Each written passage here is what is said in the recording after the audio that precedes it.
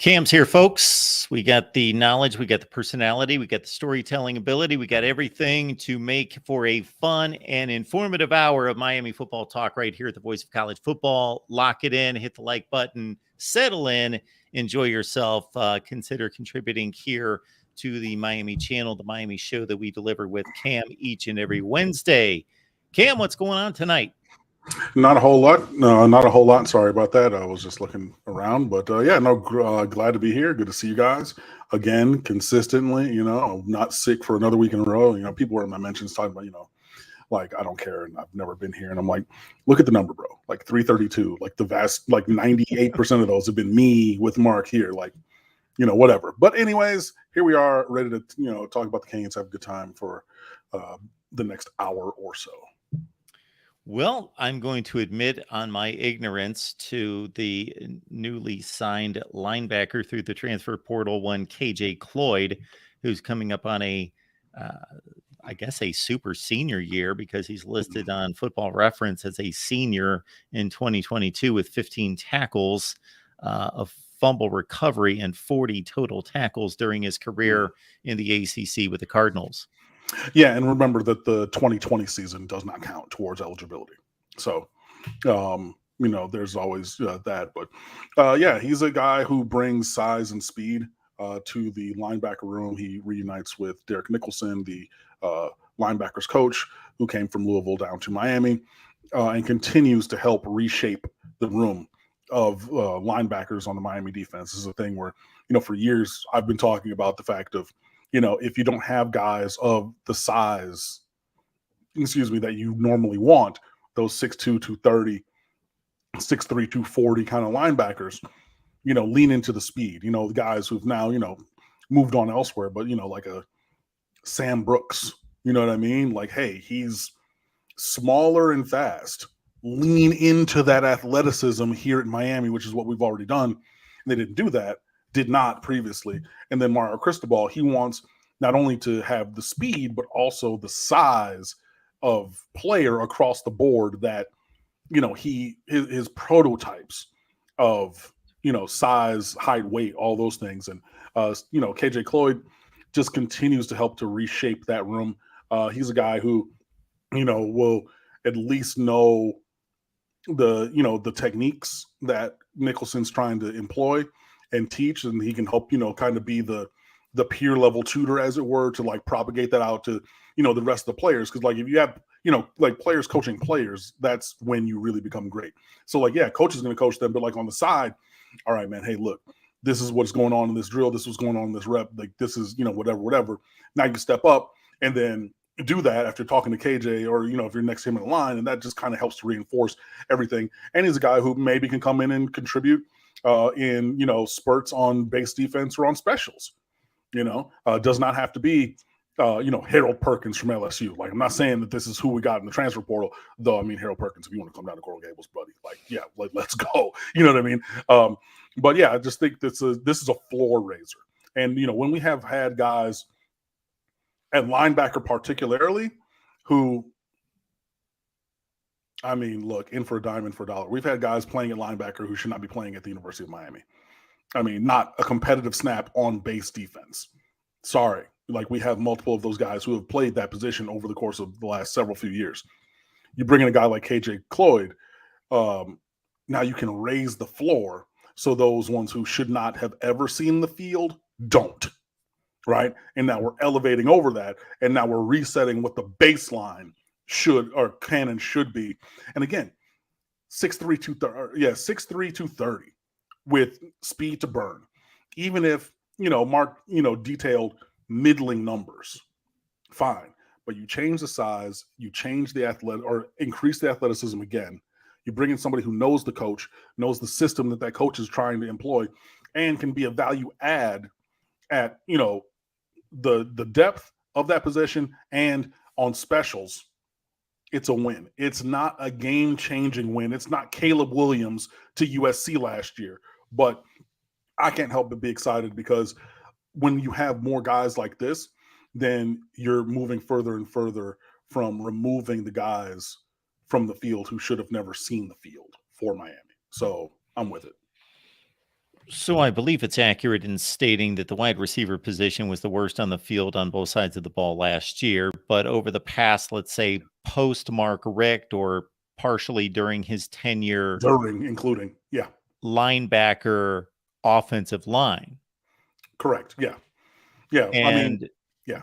post the Shaq Quarterman group, you know, Mhm. what's been the issue there? Has it been, I know it's a combination, but has it been more recruiting or has it been more lack of development? Recruiting. Yeah. It's been recruiting. And then, I mean, like, you try for a couple low floor, high ceiling guys, you know, um, and then they don't develop and hit the ceiling. You know, a guy like a Avery Huff, you know, that was, he had size, speed, athleticism for days, but his technique was lacking. So you're like, hey, we're going to bring this kid in from St. Thomas Aquinas. Everybody's all American, looks the part. I mean, gets off the bus. We're buying jerseys. Give me a number 9 Huff jersey because, oh my goodness, right? But he never hit that developmental, ceiling of his potential. And this is why I've said for so long, eventually you have to turn potential into performance. And he never did, right? So you have that. You miss on a couple guys, along the way, a couple other recruits and things like that. So yeah, I would say it all starts for me with recruiting. And then you just square pegs and round holes. I mean, like we've tried to make guys do things that they're unable to do at that athletically at that linebacker position. And that's why I've been for many years prior till now, when we're starting to actually flip the room, why I was so heavy on flip, like change the rotation and lean into the athleticism, lean into the speed, lean into that, because you can overcome some deficiencies in technique with overwhelming athleticism. But when you have a guy who's like, you can't, like, I can see it, but I can't get there. It's the same as if you can't see it, because if you're not there, it doesn't fucking matter. Right. And then like we're arm tackling. We're not, like all these other technical things. It's like, you can't overcome those with substandard athleticism for this level. I'm not saying that they're like not faster than me, can't jump higher than me, well, probably not, because I got springs still to this day. They can lift more than me. You know what I mean? Like, they can do all of those things. So I'm not saying that they're a bad athlete, but in the terms of the athletes that we need to see on the field, yeah, they're substandard. And that's why I've been so hard on, we needed to go in a different direction, and it didn't get there. But now in this, definitely, this first full off season after a full season, second off season with Cristobal at the head of the program, he's really leaning into that. But yeah, to your question, I think it's really been number one, recruiting at linebacker, because like the last time that we really got great linebackers was, and I mean, the only one of them that was a 4-star was Shaq Quarterman. Now, Quarterman and Pinckney, they were really good. Zach McLeod, I thought was going to be, first round draft pick. Wrong, blinking red lights. I get it. I was wrong. Like I projected what I thought I saw on film from Santa Lucia's forward, and he just simply didn't have that in him. And that's okay. But like, when that's the only, like, when you have nothing basically past that, it can be challenging. John, thank you so much for reminding everyone. We've got a sponsor overall for the network in regards to Aura, and it's an identity security system. So if you have any identity, this could be an issue for anybody at any second. So just keep that in mind. Aura.com. And one of the big reasons why I push this is actually I have used this. So used it about 7 or 8 months ago. So aura.com/Mark Rogers and get yourself a free trial. Cameron Pruitt, safety, 6'3", 187, out of Alabama. And he's a top 50 player at his position, top 500 player. Your thoughts about that commitment? We're actually taking him at linebacker, I believe. He's kind of that hybrid safety backer kind of position. But like, I mean, there was a meme I mean, y'all know that I'm in my 40s, whatever. But back when I watched hockey in high school and middle school, so this is back in like the mid 90s, there was a defenseman for the Detroit Red Wings named Aaron Ward. And all on local radio in Detroit, it was this whole thing. Anytime anyone said his name, they played a drop. And it was like, Aaron Ward, anything he hits, he destroys. And that was like his like thing, you know, like that was his whole moniker. Aaron Ward, comma, anything he hits, he destroys. That was his full name. That's Cameron Pruitt. Like, go and look at this film. This kid is physical with a frame where he can add 25, 30 pounds. I mean, because he's south of 200, he could easily be 220, 225. And, you know, if he can keep his, you know, the quickness, maybe not all of the straight line speed as he bulks up like that. But, I mean, look, and at 6'3", 187, 190 pounds, that's really good size for like a high school linebacker. Like when you get into a college program of nutrition and lifting, 190 turns into 215 like that. Look at Wesley Bassane for Miami right now. He's on that current physical growth and development plan.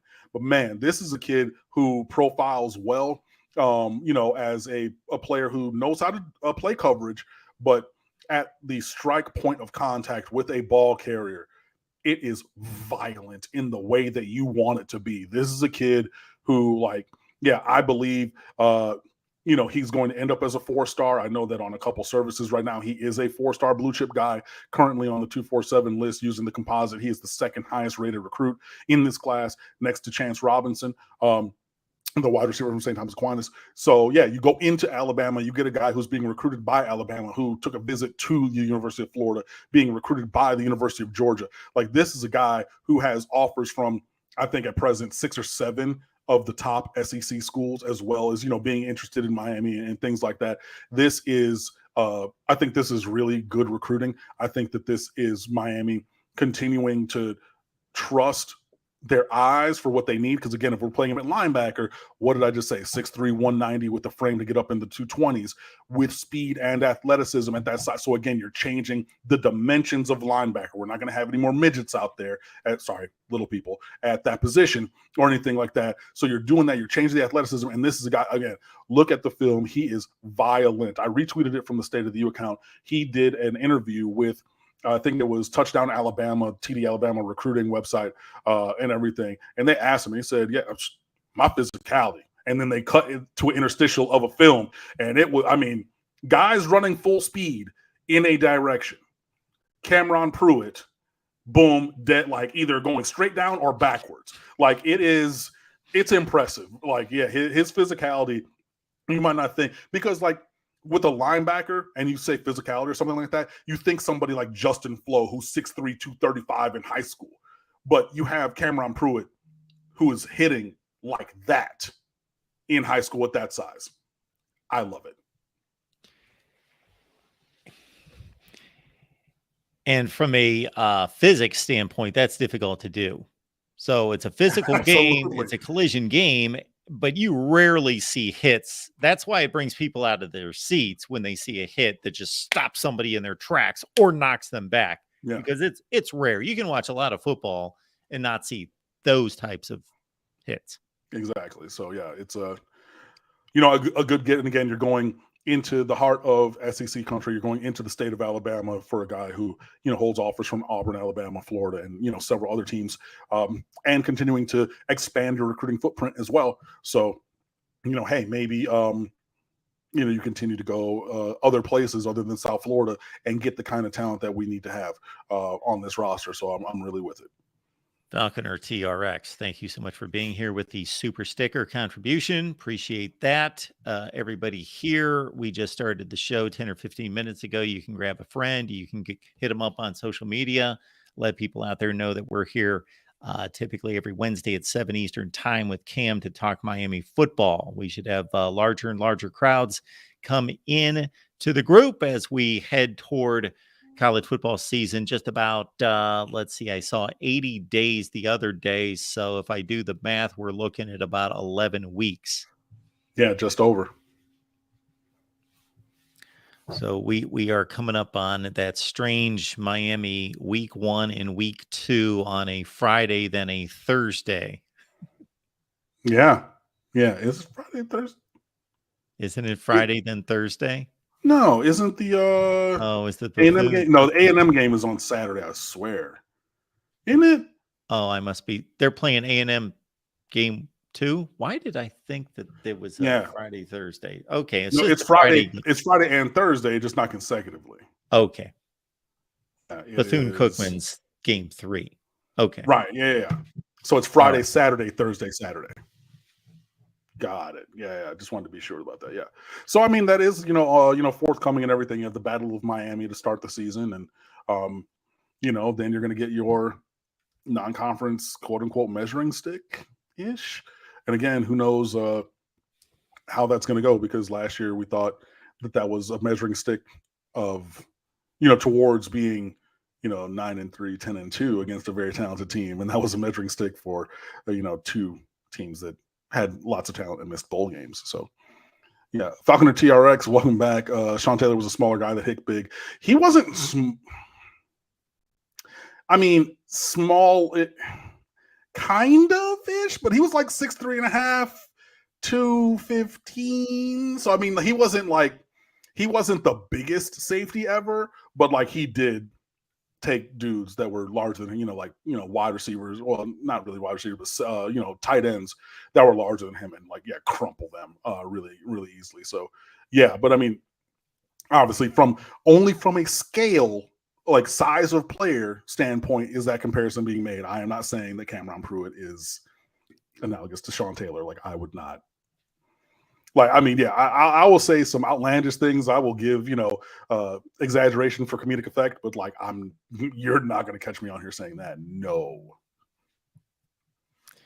I do think that Texas A&M is still a quality athletic team, talented team and roster, and a strong measuring stick. Yeah, they're super talented. They're, again, the blue chip ratio just came out last week, and both of these teams are above that break line, which more than half of the roster being 4-star and 5-star recruits. I think Miami's at 55%, and Texas A&M is probably up in the 60s percent. So 2/3 of their players were blue chip recruits and everything. They are very talented. Miami is very talented as well. So yeah, even if neither team was really good on performance last year, they're elite athletes all over the field. So yeah, gotta go. Miami's 5-7 was much uglier than Texas A&M's. Like Texas A&M was competing against good teams every week. They were losing a ton of one-score. They were throwing the ball in the end zone from the 6-yard line against Alabama on the last play of the game. They were playing. They beat LSU the last game of the season.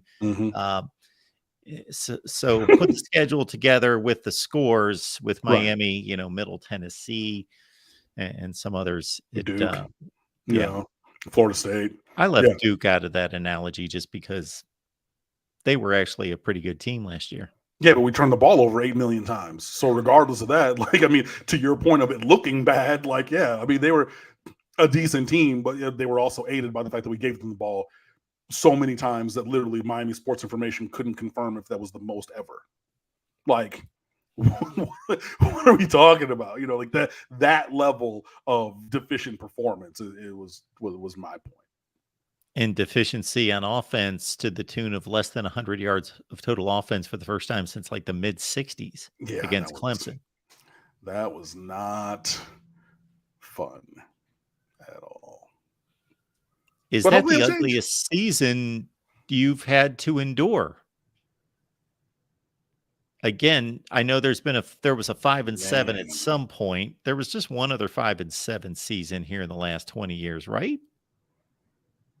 Yeah, I think so. Somewhere. But there were bad. That last Randy Shannon season. You lose at USF 9-3 in the finale, or 9-6, whatever it was. There have been some bad seasons, but I got to think about that front to back. That might have been the worst that we've seen in a good minute. Despite, because it had the low notes were craters. There was and where was the high note? Georgia Tech. Georgia Tech. Right, exactly. Georgia Tech in that 14-12 4 overtime Virginia game, maybe, or 3, like that. Like those are the high notes. No, yeah, you're right. And yeah, I had not considered it as such, but that might have been the worst. Yeah, it might have been. I'm gonna pencil that in with my handy dandy click pencil that I have right here. I'm gonna pencil that in as being the worst Miami Hurricanes football season I have ever seen. Let me go back and give you guys the recap real quick.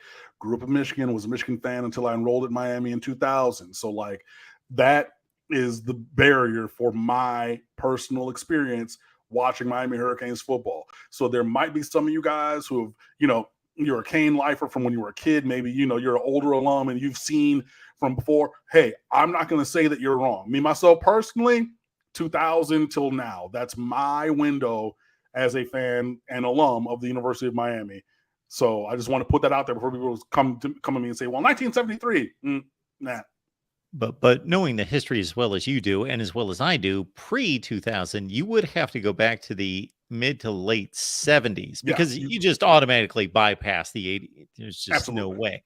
Right. Even though they had a couple rough years in the late 90s, they weren't anything close to. And those were, sanction marred and everything. Like there was, all the scholarship reductions because of the Pell Grant scandal and everything like that. So yeah, it was. They were still winning seasons. Right.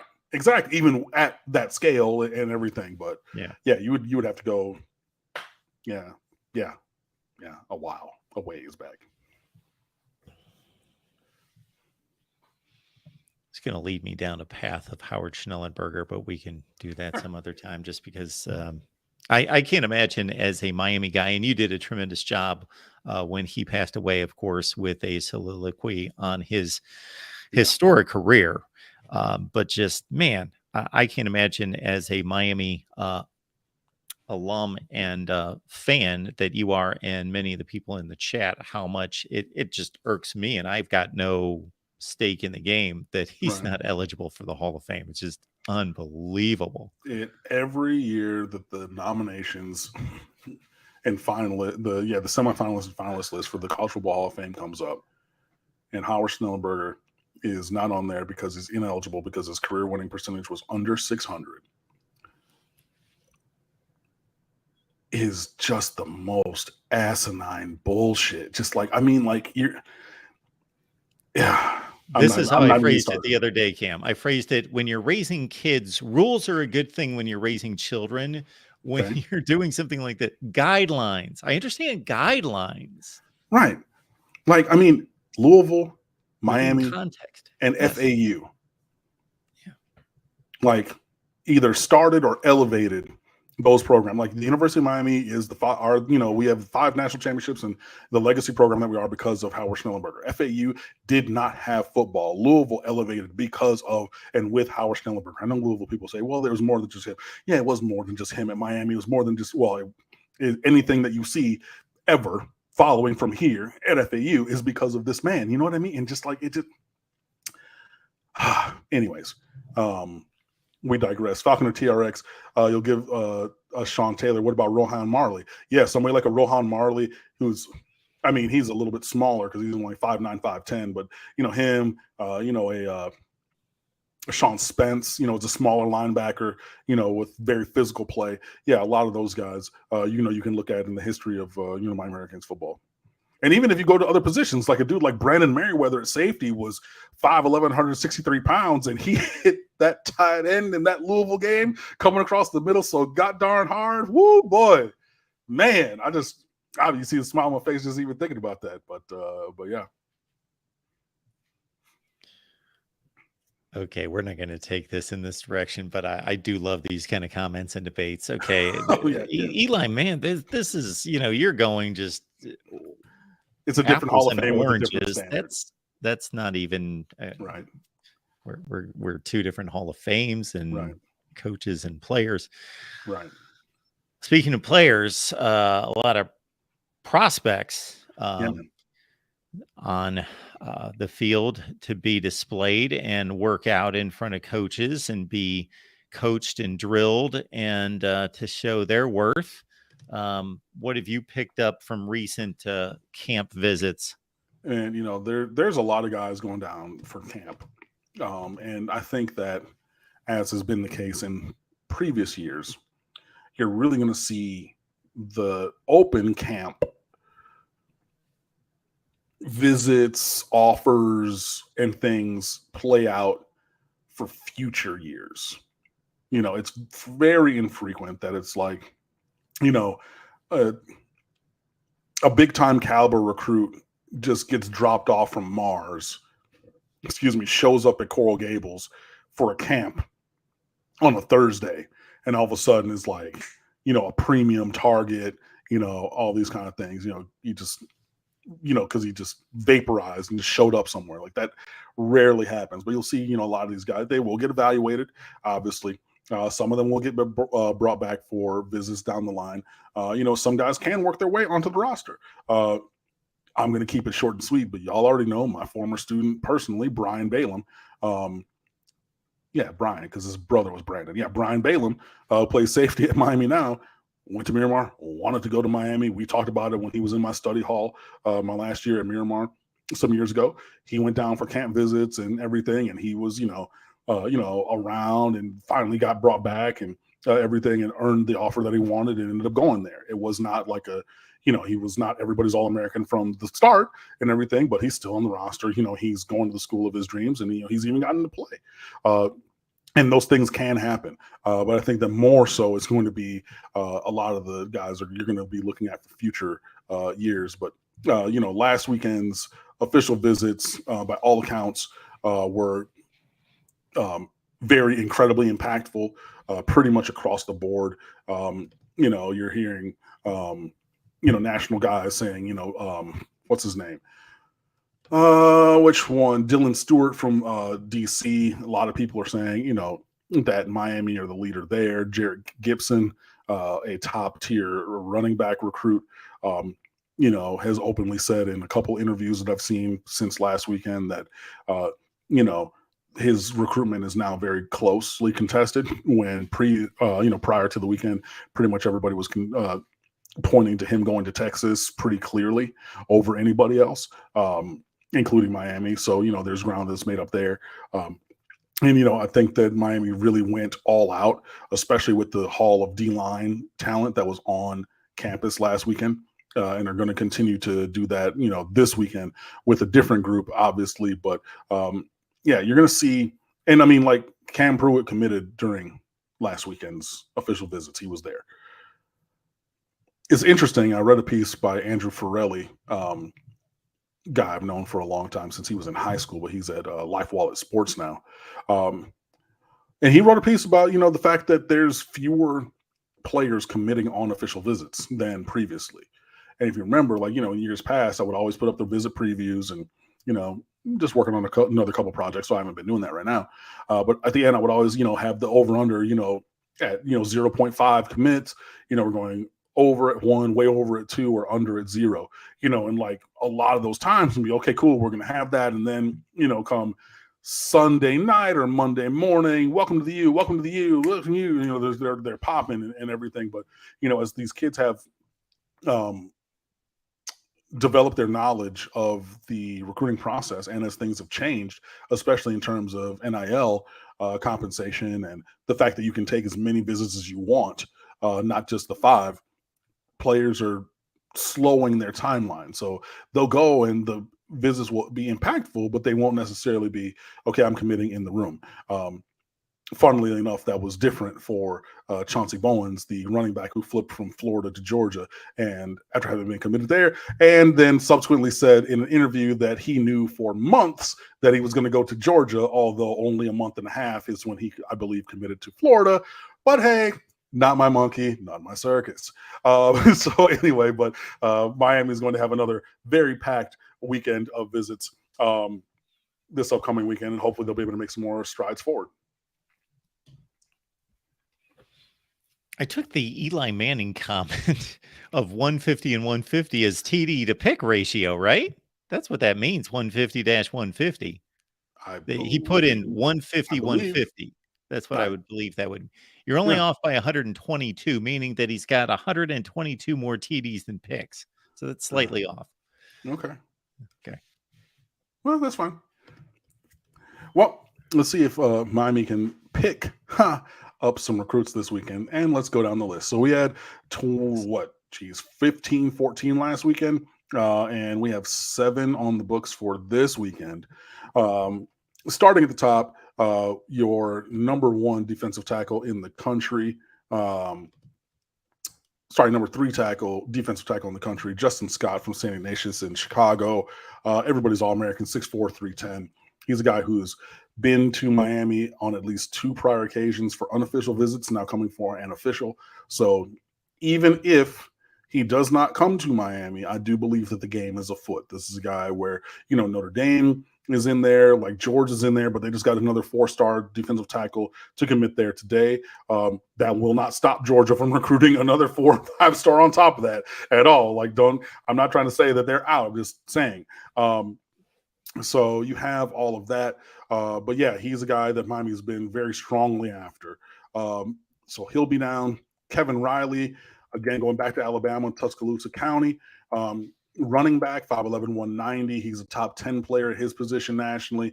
He's among the lead candidates and targets at running back for this class. He's a guy whose name that's been out there. They are really high on him. He's shifty and quick and fast. Go look up the film, Kevin Riley. But he's a guy who's going to be down for his official visit. Dakota Fields from J. Sarah in Gardena, California. Miami's recruited several guys from there in the past. They've gotten some, they've missed on some. If you remember John Houston and whatever his teammate was who went to SC some years ago, Olajuwon Tucker, I want to say. This is several years ago now.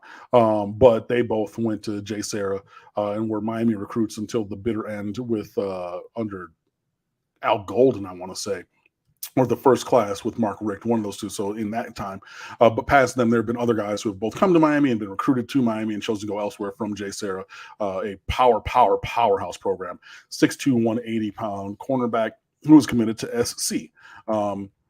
So just know that. There was a nickname for a time that people called that high school that he goes to U.S. Sarah because it was the pipeline from Junipero Cerro to SC.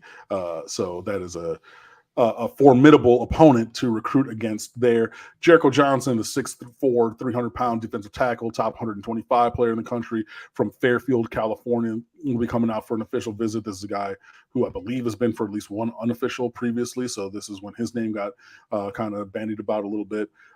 Elias Rudolph from Deerfield Beach, but Pride. That was my first job, whatever.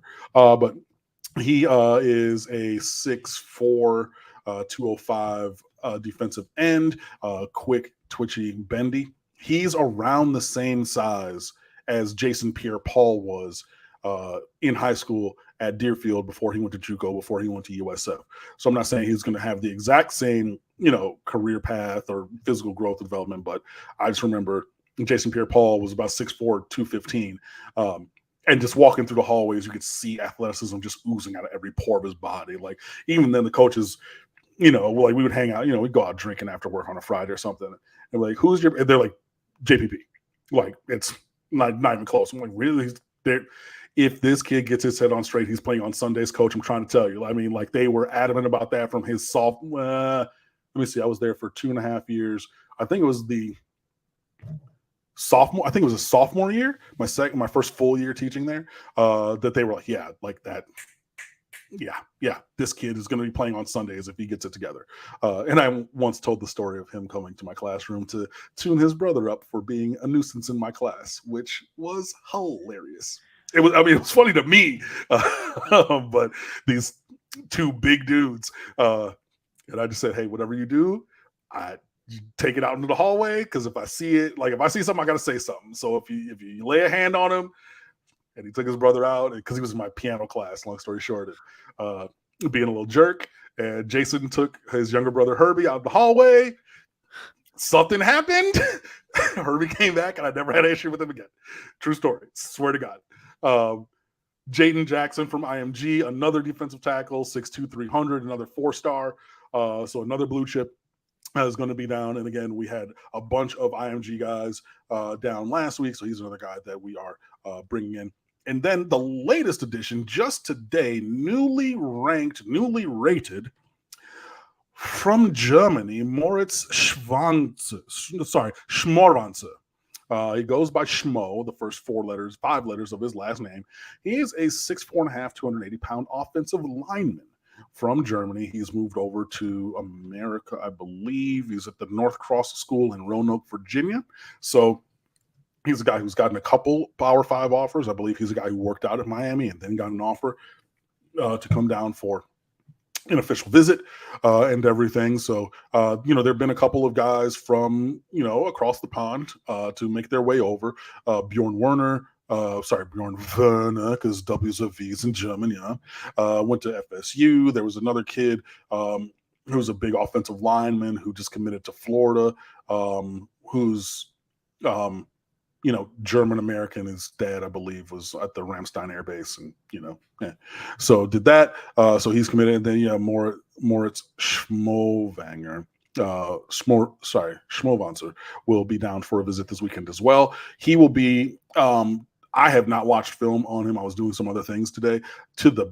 Off the top of my brain, just making a comparison, I would say it'd probably be he's smaller than Frankie Tinalau, but it stands to reason that he would be a long-term developmental player, just because if he were like that, we would know that coming over from Germany. But he is a low mid 3-star at present, who is coming in for a visit this weekend, and that rounds out the group. So again, I think that Miami is putting themselves in position to really make some moves. I think that you can really see at the top of the list this weekend with the cornerback from Sarah, the running back Riley, and then Justin Scott, really going to focus on those guys and still give attention to the rest of the attendees as I've detailed it. But I think it's a clear look that there's 3 alpha dogs really this weekend, and then picking up for next week, because that is another great week of visits. But I will say, and it was put out there because there was a tweet I believe I saw, one Jeremiah Smith, 5-star wide receiver from Chaminade, committed to Ohio State, number 3 player overall, number 1 receiver, number 1 in the state of Florida. Geno Smith's cousin, Geno Smith, Miramar High School, West Virginia, now at Seahawks, will be visiting Miami midweek next week. I believe that is going to be a Wednesday, Thursday visit. So I believe next week is going to be entirely visits for that young man. From what I saw, I think it's Florida. It's Florida or FSU. I think it's Florida. Florida, then Miami, and then up to O State for the weekend. So, and he's the only person who's visiting midweek. If ever you wanted a time to feel like a superstar, if you wanted a time to have every single scintilla of attention from every secretary, every staffer, every water boy, every janitor, every coach, anybody on campus coming midweek as the only visitor, hey, there you have it. You know what I mean? So obviously that will be essential if Miami is to have any chance at Jeremiah Smith.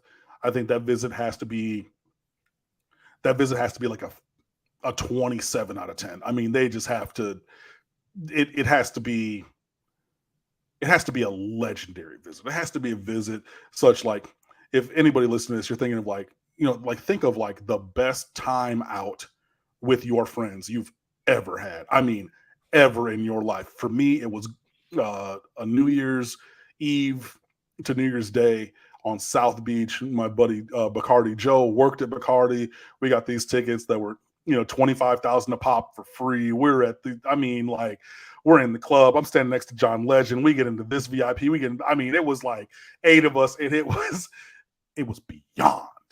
Right? This visit for Jeremiah Smith has to rival that. I think, because it has to be to that level to claw yourself out of the hole that you're in, because he's already committed to Heartline and O State. And I mean, that dude just shows up anywhere and it's like, let's go. First rounder, right? So it really has to be that kind of a thing. But we're creating, I believe, the space by a midweek visit with him as the only visitor next week. So this time next week that we're talking, Jeremiah Smith will be in the midst of that visit and will hopefully make some moves forward. But, before that, we have these other 7 visitors coming this weekend, and we'll see what shakes. Yo, Traveling Fools, always showing up with his trademark salutation. Appreciate you being here, man. Thank Absolutely. you for that. Tim from the USC side, contributing, supporting. Thank you for that. And there's otherwise been a lot of, otherwise we have had more Colorado State talk probably than Colorado in the history State? of this channel and every other channel that I run put together in 10 years. Colorado State? Colorado Like the Rams? State arguing with Miami fans. Just causing trouble, just trolling and bringing stuff up. I'm trying to see what Scott Patchen went there for, like his 12th and 13th years of eligibility since, he signed with Miami in 2008 and just finished his career or whatever. But there's like a stream of Colorado State going off on Miami. Great. And how lousy Miami's been recently. Outstanding. Thanks for watching.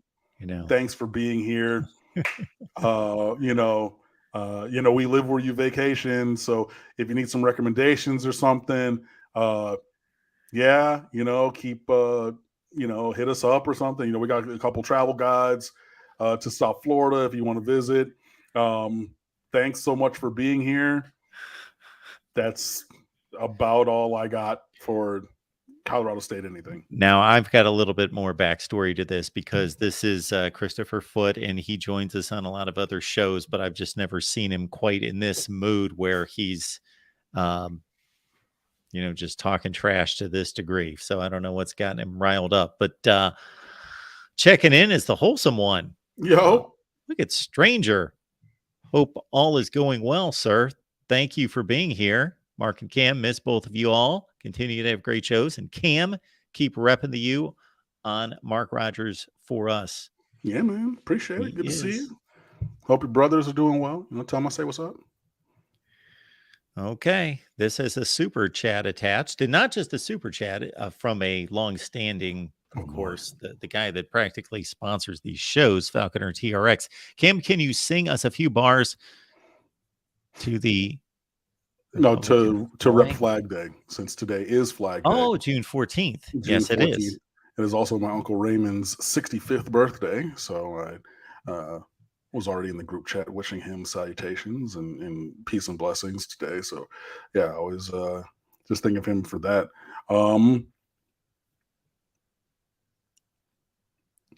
If I could sing a couple lines of White Christmas in my best Bing Crosby a couple of years ago when somebody asked me for a super chat. Dreaming of white.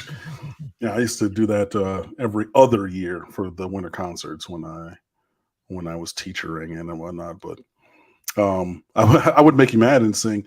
Well, I will. So my hand washing song, because you're supposed to wash your hands for like at least 30 seconds. So my hand washing song ever since second grade, and it is a better piece of music than that drinking song that is the American national anthem, because it is a drinking song. Go and look it up. Which is how they propagated it so quickly, because they're like, we just need to take something that everybody already knows. My Country 'Tis of Thee is the same music as the British national anthem, God Save the Queen. So they're like, yeah, let's just take existing source material, change the words. Everybody already know it. There goes your music history moment of the day. But my hand washing song, oh, Canada, our home and native land, true patriot love In all thy son's command, with glowing hearts we see thee rise, the true north strong and free. From far and wide, O Canada, we stand on guard for thee. God keep our land glorious and free. This is when I'm done washing my hands.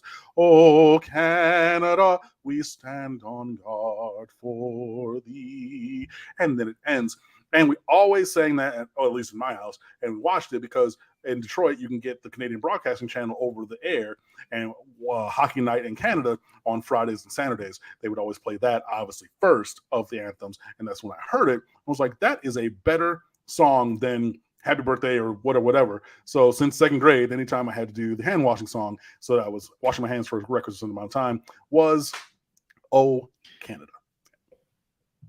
It may be a better piece of music, but it's not our national anthem. Now, on the final line, Oh Canada. if you repeat the final line, do you take it to the higher register to complete the song? Okay. Depends on how I'm feeling. God for thee, God for thee. It depends. Now, when you take individual words and you slide the volume either higher or lower within that particular word, is there a term for that? Yes. So if you like take one word and like open it and close it. Yeah, it's called a mezza di voce. And that is actually an advanced technique where you do it and then you lean into the airflow and you open the aperture and then you change the dynamic and everything. And it's actually what usually happens. Lord Jesus, I have not thought this hard about singing in a technical way since in a long time. But what usually happens is the crescendo, the getting louder part, is great and easily measured, right? And then the decrescendo part of getting softer goes, and it goes immediately to zero. So I was taught my choirs that you actually need to, as you start the decline, actually send more air. Because if you don't, then it's just going to fall off. Like, so I was saying, louder, softer. And then it would like kind of taper off, but you had to give a little bit of that extra energy or whatever. But yeah. I'm going to contradict myself because I typically believe if you can't explain something, then you truly don't know it. But I still am going to contradict myself and say that I do understand or I do know the difference between resonance and vibrato, but I would like to hear it explained. Resonance is where in your body the actual sound waves bounce off of, right? So resonance, so like where your voice goes, right? So you can be very nasal. So I'm putting all that. So like that's resonance in my nose, or it can be very much into your chest, and like you can have where the center of vibration goes. Vibrato technically is when you're holding a tone and it oscillates slightly up and down in a natural way. Yeah, that kind of flutter. So is straight tone. It has no vibrato. You hear that little that's vibrato. So it's where your voice is centered versus the affectation kind of as it goes out. Yeah, so I was better familiar with the because I've watched some voice teachers on YouTube talk about vibrato and seen the waves on the meter versus the resonance. So everyone has resonance. Absolutely, 100%. But it will be noted that certain singers have resonance. So it must mean that like positive, accepted, like very noteworthy resonance. Yeah. And everybody does when they talk and everything. Speaking of talking, man, my goodness, I've been back in this music education bag. Somebody talk, like I know there has to be a question about the Miami Hurricanes in here, boy. Like, my goodness. Well, we've got some mesmerized by your dissertation on music in various aspects, and we've got others that are still fighting about Well, like that's a fair fight. I know, Um, right? But I will say, I mean, like, I literally do have a degree in music education. I did this for almost 20 years. Like, I mean, yeah, like it's it's a firm knowledge base for me. Trust me. the Ooh, good question. Well, the SEC has released its schedule or will be doing, I believe they did at 7 p.m. Eastern time. Actually, we're going live at 9, so you can head on over to any of the SEC channels and we'll be going live to break down the schedule release. But I've not looked at the matchups for 2024. But yes, you just mix up those teams and throw them together, and you're going to have a ton of tremendous matchups. So, your response to seeing this comment, Yeah, if I that's mean, what you again, were woeing. yeah, no, it was like that is a very great question. Um, the I saw the reporting from somewhere. I should have pinned it or whatever or retweeted it, but basically saying that if moving forward the SEC were to expand, they would look at Clemson and Florida State and maybe another team, but not Miami, because adding 2 more schools in the state of Florida is, from what that person said, a non-starter for the SEC. And if you think about it, they're pretty much 2 schools per state. I mean, at maximum, Auburn and Alabama, Ole Miss and State, A&M and Texas, like, Vanderbilt and UT.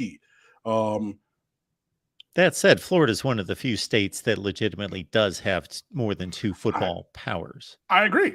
I agree. So does Texas, but I mean, Texas, California. right. But I could see where they're like, no, like, I mean, because then you're making 3 fit into 2, and then it's like, okay, well, like, yeah, all 3 would have to play each other, but like Florida and Florida State, they've continued that one because Florida's scared and they've run from us for years for whatever. But at least what was said in that report, in that tweet, I wish I had it. They were pretty firm on, like, yeah, Clemson and Florida State would be where they would look, not Miami. So I think, again, with the what's the name of that accreditation that we just got? AAU. Right, yeah, the research union. That is, to me, that's pointing towards Big Ten guys. It just is. I mean, like, they're so strong on that, and like the academics and the research component of so many of those universities, whether is the prime educational institutions in their states, or a couple land grant schools and things like that. But I mean, like, yeah, it just seems to be pushing towards that way. And yeah, but if you look, and I just went over and I looked it up. I mean, yeah, they got good matchups. If I'm just going to run down, let's see, Georgia. They have Auburn, Florida, Mississippi State, and Tennessee at home. They go to Alabama, Kentucky, Ole Miss, and Texas next year. It's not bad, and there's obviously all of them. I'm not going to read all of them as they're here, but I mean, there are some great matchups, and that is going to be a great it seems like it's going to be a good and entertaining league in 2024 when Texas. Well, no, they're when that schedule takes effect and everything. So yeah, I just don't foresee Miami being where the SEC looks to move forward unless Cristobal and company get it together in like this year and next year. And then just really quickly off the top of the dome, the only private school in the SEC is Vanderbilt. Yeah. Yeah. So I don't think from that profile it fits, or Miami fits there either. But yeah, I mean, I'm pretty confident that when things do shake, when whatever realignment happens moving forward, Miami plus ACC will equal false. I just don't think that landing spot, whenever that shakes, will be the SEC. But I could be wrong, and there's plenty of time for developments to happen where the scenario updates from where I view it to be presently, to where that might be, either probable or, likely even. Steel Kane, thank you for being here. Cam, did you get a chance to hear Coach Mario Cristobal's interview? Did not. That one missed me. I don't even know when or where. Unless it was like that Josh Pate thing, maybe. But even still, I know of it and I just haven't watched it. But no, you guys have been getting way too good at playing stump cam recently. I gotta step my game up. I think you're fine. Falconer TRX, join the SEC or the Big Ten. Does Miami get lost? I don't think that Miami gets lost. There's no way Miami gets lost. I don't think so at all. Still in, national and international brand. You always get the listing of television viewership for games. And even if Miami's halfway decent, you're going to do big numbers and everything. So, yeah, I don't think that Miami gets lost. I don't think that we're going to be independent or anything. I don't think that we're just going to be, Conference USA or anything like that. But yeah, I would say again, I would put it, for me and my viewpoint at present, very strongly towards the Big Ten in the future. Probably not, for a variety of reasons, towards the SEC. And with the way that, and definitely not staying in the ACC. I think that is, that's just, I don't think that's going to happen. That is we signed this contract and we did this and we thought that this would work. And at the end of that term, I wish you well, or don't really care, respectfully, disrespectfully, but I'm going somewhere else, because this right here, this ain't it. That's how I feel about the ACC. If anything, when you go through a stretch of playing Virginia, Duke, Georgia Tech, you can get lost there from a national perspective in terms of people having interest in your games, unless if they're 7-1 or have the kind of record that demands a national ranking, regardless of what the schedule is, like they did in 2017. That's different. But when you're running into Penn State, Wisconsin, Ohio State every week, you're not going to get lost from that, if you're looking at it from that perspective. Exactly. Cam, State of the U, why do people need to get there this week? We're always open 24/7, 365. For one, we have Mike Schiffman's expectations for the season. You can go and see what those are about. Craig T. Smith just put up a piece about some football betting lines for early in the season. Justin DeTavio put up the newser for Gino DiMare, the baseball coach, stepping down, which was a very, very necessary move. And everything. I remember I detailed last week how we had wasted the careers of Matt Walters. Sorry, not Matt Walters. What's his first name? No, I forget. Walters, the closer, and Yo-Yo Morales. Yeah, the next day, Gino DiMare stepped down. And yeah, so, we'll see. Saw there was a rumor that Troy Tulowitzki, who's at Texas, is very interested in the head coaching job at Miami. Former All-Star first-round draft pick from Cal State Fullerton. So that would be interesting, and we'll see where that goes. We'll have that, and just that, and always conference realignment. Rob Weaver has a piece up, and there's some Father's Day gear there from that you can click on, because there's a gallery that has some variety of options by our Cap Kane, and a couple other things. So come on over and fan with us, stateoftheu.com. Interact with us on social, and shout out to Bruce Brown, University of Miami alum, now NBA champion with the Denver Nuggets. Great signing there. Perfect signing to help them get over the hump. We'll be interested to see if he tries to cash out, because they cannot offer him the most money of anybody because he signed a very team-friendly deal, or if he takes their minor bump this year and then tries to get a bag, in the future. But, congratulations to him for reaching the pinnacle of the NBA world with a legendary player, Nikola Jokic, leading that team and getting the Miami Heat up out of here in 5 games. And that is pretty much it. So, we're always here. I'm tweeting at Underwood Sports about a variety of things. Always come on over and fan with us. And again, if you see me in South Florida or around, always, feel free to come up and say hi, because, hey, I'm a friendly guy. I like to meet you guys. So have done so in the past, and, hope to do that in the future. Falconer, thank you for the final super chat there. Can't even watch Miami. ACC has no network. I mean, look, the ACC network has been just such an abject failure. Yeah, it's just it's been really bad, and the scheduling decisions that they've made stump even the smartest people that I know. But hey, such is life. But along with that, I will talk to you guys next week, and we'll talk about Jeremiah Smith. That will be happening at that very moment. Thank you, Cam. Appreciate it. You have a great rest of your week. Anytime. We'll see you guys. 9:00 Eastern, everyone. We take your calls talking SEC schedule. 9:00 Eastern over on the main channel or any of the SEC channels.